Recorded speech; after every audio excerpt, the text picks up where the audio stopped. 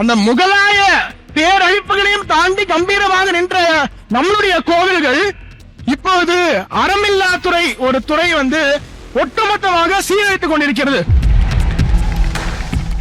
அதனால நாம் அனைவரும் இந்த அறமில்லாத்துறை நம்மளுடைய கோவில்களிலிருந்து வெளியேறும் வரை தொடர்ந்து நம்முடைய குரல்களை ஒலித்துக் கொண்டே இருக்க வேண்டும். அறமில்லாத்துறையே, அறமில்லாத்துறையே, எங்கள் ஆலயத்தை விட்டு வெளியேறு. அடுத்ததாக திரு கிரண் ஸ்ரீனிவாசன் அவர்கள், நம்ம சுவாமி இங்க தென் தமிழ்நாட்டுல பிறந்து அங்க இங்க வடநாட்டுல போய் தமிழ் வளர்க்கிறாரு. அதே மாதிரி இவர் 23 வயது இளைஞர். இவர் எம்காம் சமஸ்கிருதம் படிச்சுட்டு இருக்கிறாரு இங்க தமிழ்நாட்டுல இருந்து. ஆனா சம்மந்தமே இல்லாம ஊடகத்துறையில இருக்கிறாரு.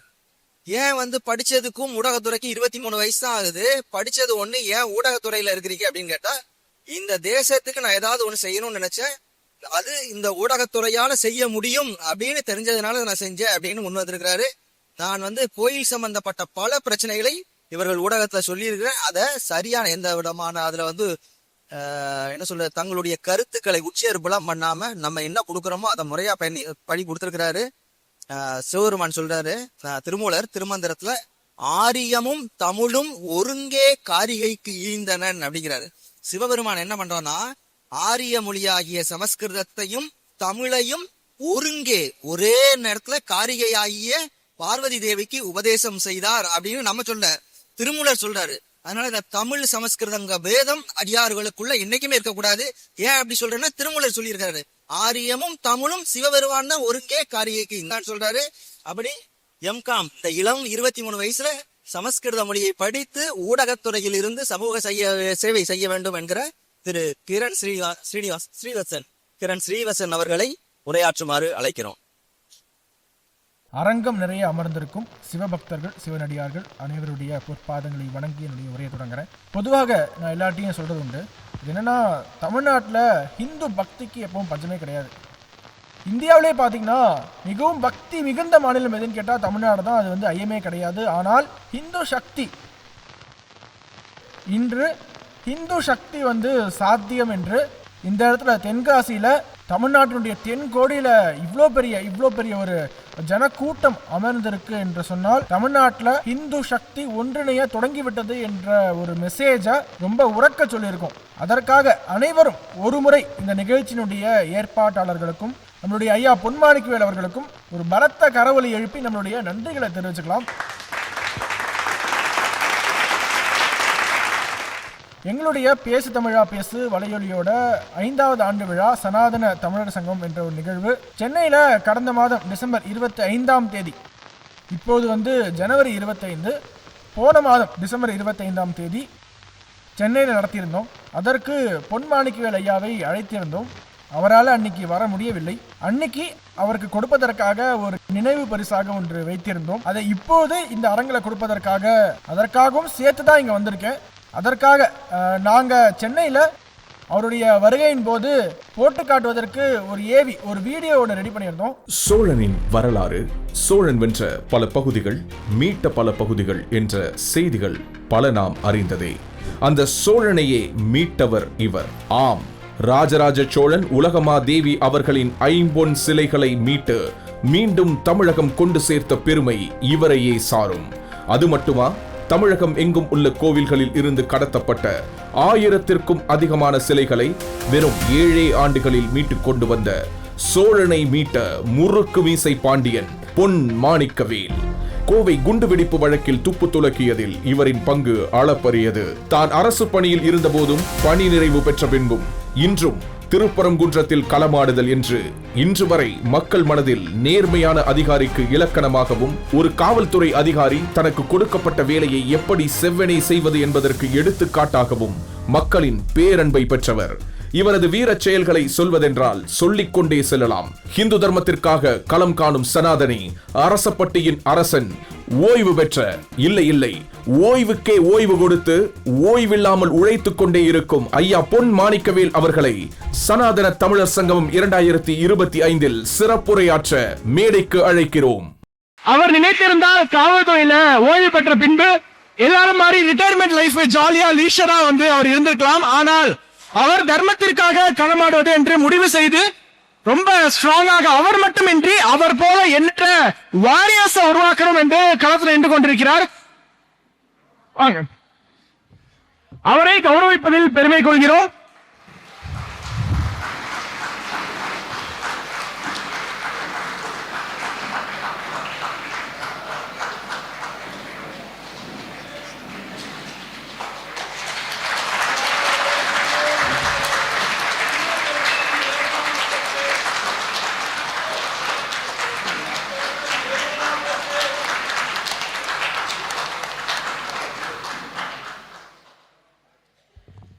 இவங்க இவ்வளவு தூரம் போட்டிருக்காக நான் போகல.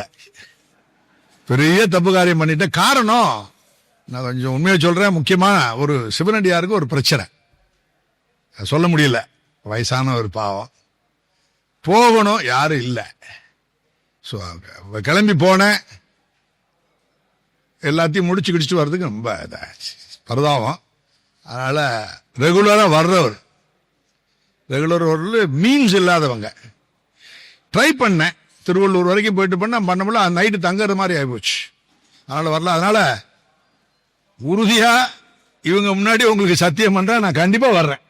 ஒரு தனியா ஒரு என்ட்ரி பண்ணிக்கோங்க, என்ன வேணாலும் கேளுங்க, கண்டிப்பா நீங்களே என்ன என்ட்ரி பண்ணுங்க, கண்டிப்பா உறுதியா வர்றேன். இப்போது நாம் பேசிக் கொண்டிருப்பது 2026.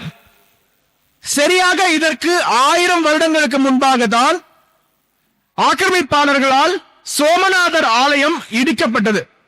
1026 அப்போதுதான் முகமது கசனி என்பவர் சோமநாதர் ஆலயத்தில் இருக்கக்கூடிய சிவலிங்கத்தை உடைத்து, அதற்கப்புறமா அந்த துகளாக இருக்கக்கூடிய சிவலிங்கம் அதை என்ன செய்தார் என்று கொஞ்சம் கூகுள் பண்ணி பாருங்க. அப்போதான் புரிய வரும் இந்த தேசம் 1000 ஆண்டுகளாக எத்தனை வரலாற்று அழிப்புகள், எத்தனை கலாச்சார சீரழிப்புகளையும் தாண்டி கம்பீரமாக நின்று கொண்டிருக்கிறது என்று. இன்று சோமநாதர் ஆலயம் அழிக்கப்பட்டு 1000 ஆண்டுகள். ஜனவரி 1026 சோமநாதர் ஆலயம் இடிக்கப்பட்டது. இப்பொழுது ஜனவரி 2026. இப்பொழுது பாரத பிரதமர் சோமநாதர் ஆலயத்துக்கு சென்று திரிசூலத்தை உயர்த்தி பிடித்து ஒரு மெசேஜ் சொல்லியிருக்காரு. என்ன தெரியுமா? நீங்கள் எத்தனை முறை எங்கள் மீது படையெடுத்து வந்தாலும், எத்தனை முறை எங்களை அழிக்க முயற்சி செய்தாலும், இந்து சமயத்தை எந்த கொம்பனாலும் தொட்டு கூட பார்க்க முடியாது என்ற ஒரு மெசேஜ இப்போ சமீபத்தில் நம்ம பார்த்தோம். அந்த கஸ்னவித் பேரரசு என்று சொல்லுவாங்க. இந்த முகமது கசனி 17 முறை படையெடுத்து வந்தான், 18 முறை படையெடுத்து வந்தான். எதற்காக வந்தான்? கோவை அழிப்பதற்காக வந்தான். இன்று முகமது கசனி இல்ல, எந்த ஒரு ஆக்கிரமிப்பாளனும் இல்ல. அவர்களுடைய பேரரசுகள் மண்ணோடு மண்ணாகின. ஆனால் பாரதம் இன்றளவும் கம்பீரமாக நின்று கொண்டிருக்கிறது. அத்தனையும் பார்த்த பின்பும் இந்த மண், தென்காசி மண், அவ்வளவு ஒரு புனிதமான ஒரு மண். பராக்கிரம பாண்டியனால் 13ஆம் நூற்றாண்டுல சிவன் கோவில் கட்டப்பட்டது என்று எல்லாருக்குமே தெரியும். அதற்கு பின்னாடி என்ன வரலாறு இருந்தது என்பதை வில்லுப்பாட்டு மூலமாக நாம் பார்த்தோம். காசி விஸ்வநாதர் ஆலயத்தினுடைய ஒரு டிக்டோ மாடல் இந்த இடத்துல தென்காசியில கட்டப்பட்டது 13ஆம் நூற்றாண்டுல. ஆனா அதற்கு பிறகாக காசி விஸ்வநாதர் ஆலயம் அவுரங்கசீப்பால் அழிக்கப்பட்டது. இப்பொழுது நான் பார்த்து கொண்டிருப்பது உண்மையான இந்த ஒரிஜினல் காசி விஸ்வநாதர் ஆலயம் அல்ல. அதை பிற்காலத்தில் வந்த பல மன்னர்கள் அதை புதுப்பிச்சு ஒரு மாடர்னான ஒரு கோவில் நாம் பார்த்துக் கொண்டிருக்கிறோம். ஆனால் அழிக்கப்படுவதற்கு முன்பாக காசி விஸ்வநாதர் ஆலயம் எப்படி இருந்தது என்பதற்கான எடுத்துக்காட்டு நம்முடைய கண்ணு முன்னாடி தென்காசியில் இருக்கக்கூடிய இந்த ஆலயம் தான் இப்போது வாழும் சாட்சியாக நம் கண் முன்னாடி இருந்து கொண்டிருக்கிறது. அப்ப நினைச்சு பாருங்க, எத்தனை பிரம்மாண்டமான கோவில்கள் தரைமட்டமாக்கப்பட்டன என்பது. அவ்வளவு பிரம்மாண்டமான கோவில்கள் தரைமட்டமாக்கப்பட்டன. நம்மளுடைய தமிழ்நாட்டுல மதுரை கோவில்ல, மீனாட்சி அம்மன் கோவில்ல பல ஆண்டுகளுக்கு பூஜை இல்லாமல் பூட்டி கிடந்தது ஆக்கிரமிப்பின் காரணமாக. இப்பொழுது சமீபத்தில் கங்கை கொண்ட சோழபுரம் நாடு முழுக்க பிரசித்தி பெற்றது, பேசு பொருளானது. அந்த கங்கை கொண்ட சோழபுரத்தின் மேல தாக்குதல் நடந்தது, ஆக்கிரமிப்பு நடந்தது. தமிழ்நாட்டில் தான் இருக்கிறது சொற்பமான எண்ணிக்கையில தாக்குதல்களும் ஆக்கிரமிப்புகளும் நடந்தது. அப்படி அந்த முகலாய பேரழிப்புகளையும் தாண்டி கம்பீரமாக நின்ற நம்மளுடைய கோவில்கள் இப்போது அறமில்லாத்துறை ஒரு துறை வந்து ஒட்டுமொத்தமாக சீரழித்துக் கொண்டிருக்கிறது. அதனால நாம் அனைவரும் இந்த அறமில்லாத்துறை நம்மளுடைய கோவில்களிலிருந்து வெளியேறும் வரை தொடர்ந்து நம்முடைய குரல்களை ஒலித்துக் கொண்டே இருக்க வேண்டும். அறமில்லாத்துறையே, அறமில்லாத்துறையே, எங்கள் ஆலயத்தை விட்டு வெளியேறு. எதற்காக வெளியேற வேண்டும்? ஏனென்றால் நிர்வாக சீர்கேடு. 12% டாக்ஸா, 4% ஆடிட் ஃபீஸா. வாங்குற டாக்ஸ் என்ன பண்றீங்க? கோவில்களை பராமரிப்பது கிடையாது, ஆகம விதிப்படி பூஜைகள் நடத்துவது கிடையாது, மக்களை சுரண்டி தின்று கொண்டிருக்கிறது. 4% வந்து ஆடிட் ஃபீஸ். சரி, என்ன ஆடிட் பண்ணிட்டீங்க? கணக்கு வழக்கெல்லாம் இருக்கா? இல்ல. அப்போது எதற்காக இந்த அறநிலையத்துறை இருக்க வேண்டும்? அது அகற்றப்படணுமா இல்லையா? இங்க இருக்கக்கூடிய அனைவரும் அறநிலையத்துறை மீதும் ஆட்சியாளர்கள் மீதும் என்ன பயங்கரமா கோபத்தில் இருக்கீங்கன்னு நினைக்கிறேன்.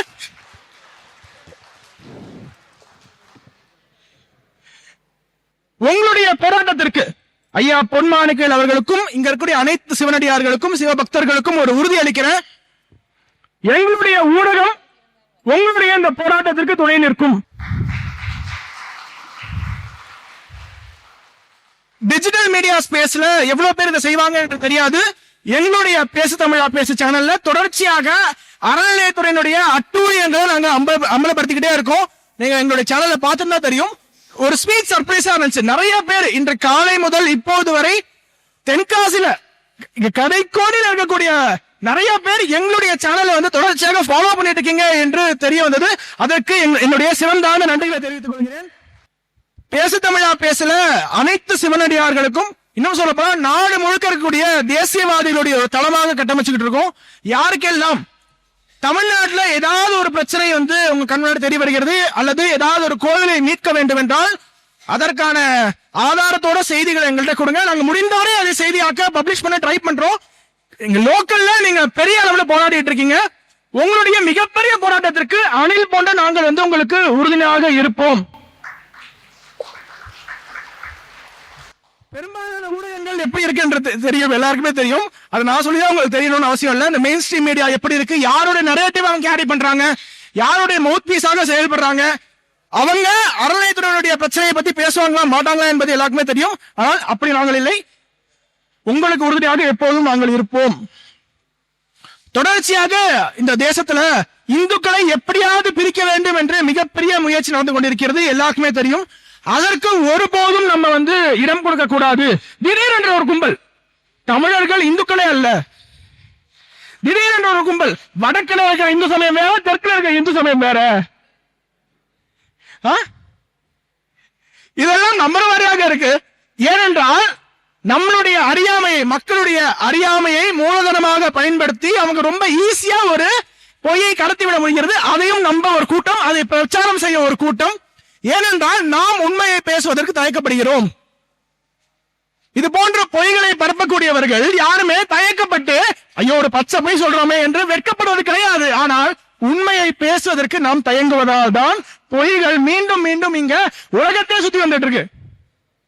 தைரியமாக பேசுங்க. என்னது வேத சமயம் வேறு, அதாவது சமஸ்கிருதத்துல இருக்க வேதங்கள், தமிழ் வேதம் தனி. நீங்க ஆகம விதிக்கும் தமிழ்நாட்டுக்கும் சம்மந்தம் கிடையாது. முருகன் மட்டும் தான் தமிழ் கடவுள், மற்றவங்க தமிழ் கடவுள் கிடையாது. இவர் வேற அவர் வேற. இவங்களுக்கெல்லாம் அருணகிரிநாதரை விட ரொம்ப தமிழ் பற்று, ரொம்ப முருக பக்தி நடப்பு. அருணகிரிநாதர் என்ன சொல்கிறார்? முத்தை தரு பக்தி திருநகை அத்திக்கிரை சத்தி சரவண முத்திக்கோடு வித்து குருபர என போதும் முட்கட்பர மற்கு சுருதியின் உட்பட்டது கற்பித்திருவர் 30 முவர்க்க தமரரும் அடிபேன 10 தலை தத்த கணைதோடு ஒற்றைகிரி மத்தை பொறுதோடு பட்டப்பகல் வட்டத்திகிரில் இரவாக. இந்த சுருதின்னு இருக்கு இல்லையா, சுருதிங்கிறது என்னது? வேதத்தை குறிக்கிறது. இன்னும் ஒருபடி மேல போய் அருணகிரிநாதர் என்ன சொல்கிறார்? நாத பிந்து கலாதி நமோ நம வேத மந்திர ஸ்வரூபா நமோ நம என்று முருகனை பாடுகிறார். இந்த சங்ககால இலக்கியங்கள்ல பலமுறை மறை என்கிற வார்த்தை உபயோகப்படுத்தி வேதத்தையும் நிறைய முறை வேத நூல்களுடைய தமிழாக்கம் தான் இது என்று நிறுவப்பட்டிருக்கிறது. அவங்க ஒரு நிமிடத்துல ஒரு பொய்ய சொல்லிட்டு போயிருவாங்க. நம்ம உட்கார்ந்து பக்கம் பக்கமா விளக்கணும். இல்லங்க இத பாருங்க, இந்த நூல்ல பாருங்க, அகநானூரை பாருங்க, புறநானூரை பாருங்க என்று விளக்கிக் கொண்டே இருக்க வேண்டும். ஒரு டிஃபெண்டிங் மோட்ல நம்மளை வைத்திருக்கிறாங்க. இதற்கெல்லாம் ஒரு முடிவு வர வேண்டுமா இல்லையா? இந்த வடக்கு தெற்குக்கு ஆல்ரெடி நம்ம பேசியாச்சு. வடக்குல இருக்கிற காசி வேற இல்ல, தெற்குல இருக்கிற காசி வேற இல்ல. அனைத்துமே இமயம் முதல் குமரி வரை ஒரே நாடு, ஹிந்து நாடு. ஆனால் நம்மை பிரிக்க முயல்பவர்களுக்கு அவர்களுக்கு எங்க அடிச்சா வலிக்குமோ அந்த இடத்துல அடிக்கணும். எங்க அடிச்சா வலிக்கும்? ஒரு புரட்சி. ஓகே, ஓட்டு மட்டும்தான் ஒரே தீர்வு. இந்து தர்மத்தை இழுத்து பழித்து பேசிக்கொண்டே இருந்தாலும் நமக்கு வாக்களிச்சு இருக்காங்கல்ல, அதனால நம்ம பேசிக்கிட்டே இருப்போம். யாரும் கேட்பாரல்ல என்ன நினைத்துக் கொண்டிருக்காங்க. மீண்டும் ஒரு முறை இங்க இருக்கக்கூடிய அனைவரும் என்னோட சேர்ந்து சபதம் எடுங்க. நான் ஒரு சனாதனி இந்து, நான் ஒரு சனாதன இந்து. சனாதன இந்து தர்மத்தை இழுத்து பழித்து பேசுபவர்களுக்கு இன்னும் சத்தமா நான் வாக்களிக்க மாட்டேன், நான் வாக்களிக்க மாட்டேன். வெற்றிவேல் முருகனுக்கு, வெற்றிவேல் முருகனுக்கு. பாரத் மாதா கி, பாரத் மாதா கி. இந்த வாய்ப்பை அளித்த அனைவருக்கும் நன்றி தெரிவித்து விடைபெறுகிறேன். நன்றி, வணக்கம். உலக தமிழ் சொந்தங்களுக்கு வணக்கம். நான் ராஜவேல் நாகராஜன்.